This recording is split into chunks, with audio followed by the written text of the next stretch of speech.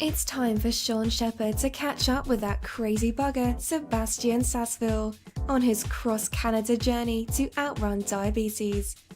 Find out where Sebastien is now and hear all about his crazy adventures, all right here on the Diabetes Champions Network. All right, we're here with Sebastien Sasseville, and oh my God, you're 8 months into this journey.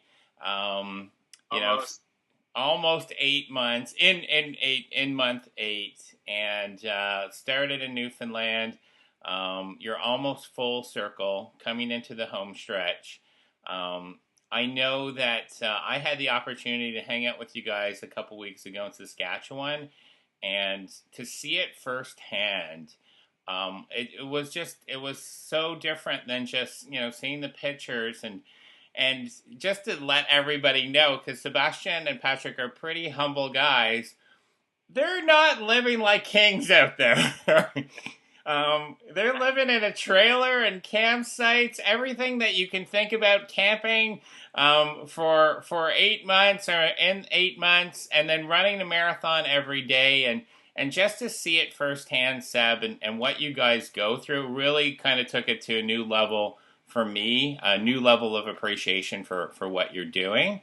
And I know that you talked about the challenges are a lot different now in month 8 than they were in month 1. So maybe you can talk about that first.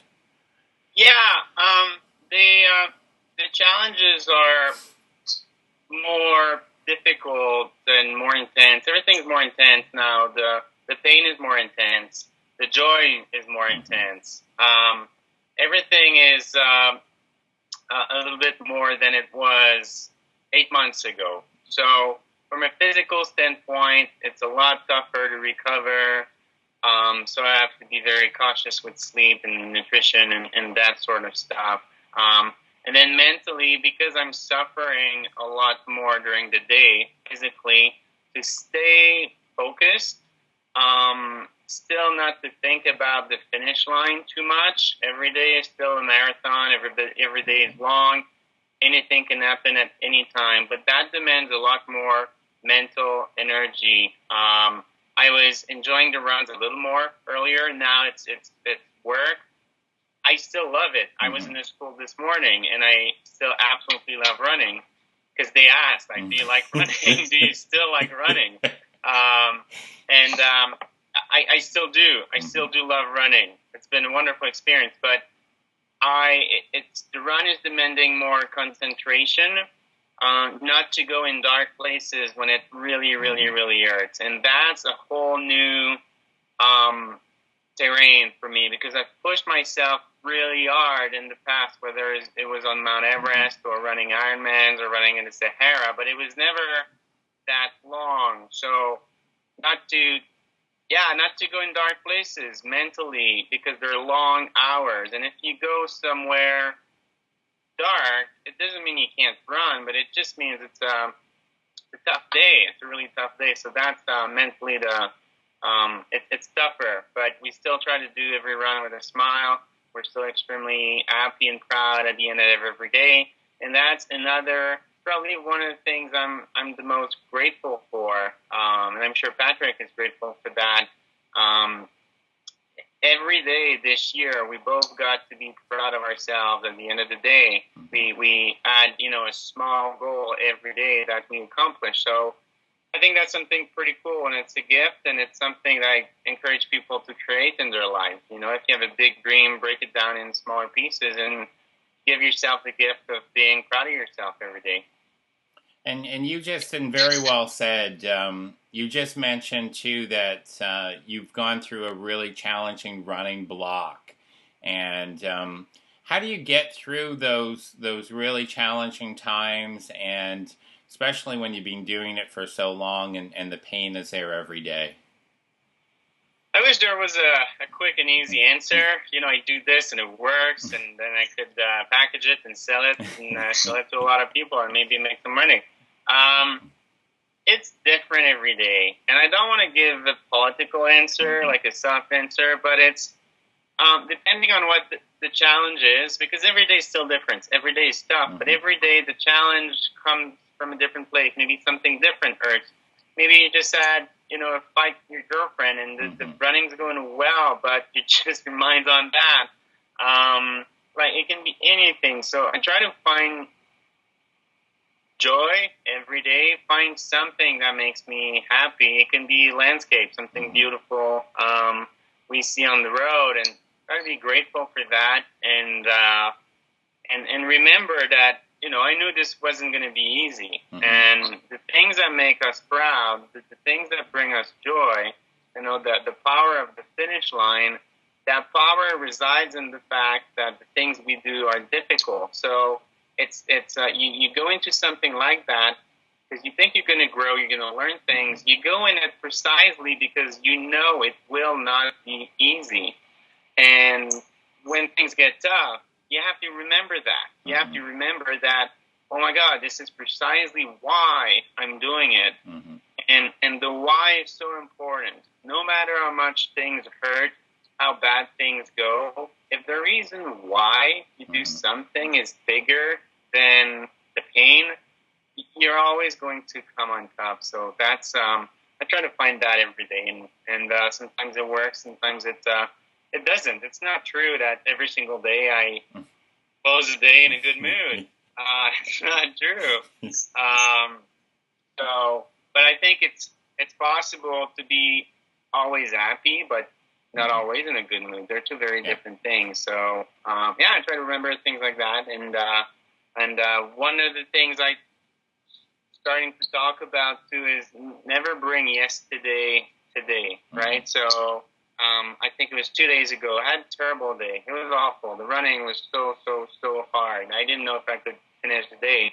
And then the day after, you just have to forget that day. You have to start fresh and see what happens. That's another way that I try to motivate myself. Well said. And I know for my short, 3 or 4 days with you guys, not only the appreciation for what you're doing every day, but really the appreciation for you and Patrick. That Patrick is kind of this unsung hero of the tour, and to see it firsthand of, he's in his office on the side of the road, he's looking out for you, he's doing all the logistics of the tour, and he's very humble, he's in the background, beautiful, oh, I love it. Just amazing what kind of support that he provides for you, but how you guys, just like he just demonstrated, how you guys laugh every day. There's good times and bad times and challenges, but you guys are always, you take time to kind of laugh at things, and that was one thing that I really appreciated. Yeah. It's a huge part of everything we do. I mean, we try to inspire people and look serious and that kind of stuff.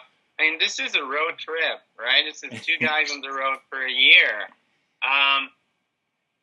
Every single day we make fun of each other. There's a lot of self-derision.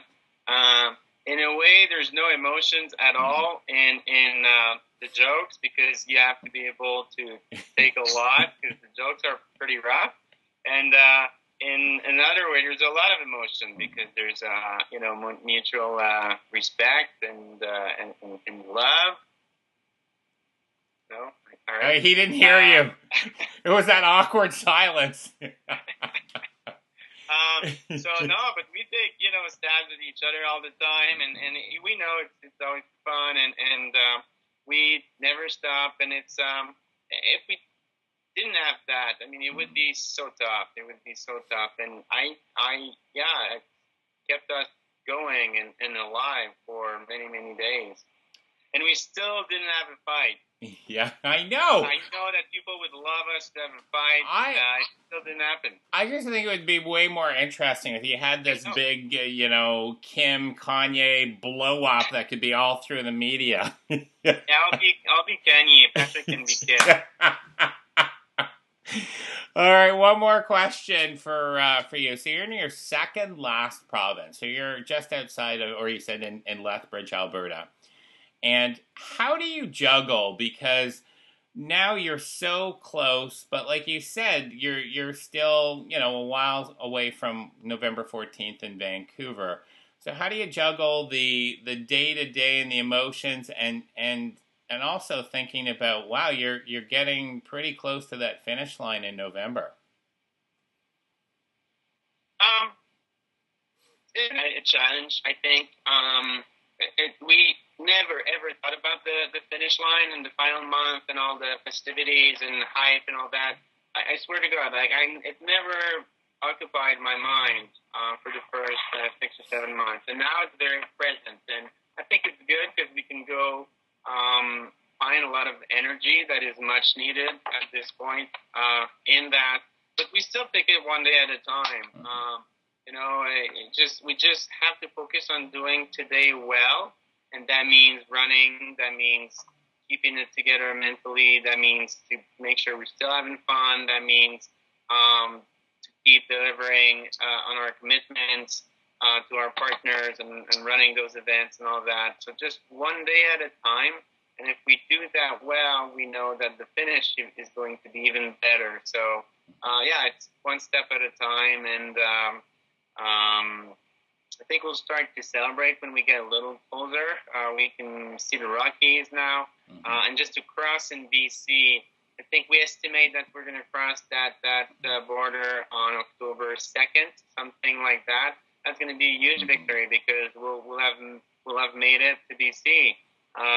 So that's going to be pretty huge and emotional. So we'll see how we deal with that. But I think it's going to be good emotions and extra fuel and adrenaline that is much needed to get the legs going for the last 1,000 kilometer.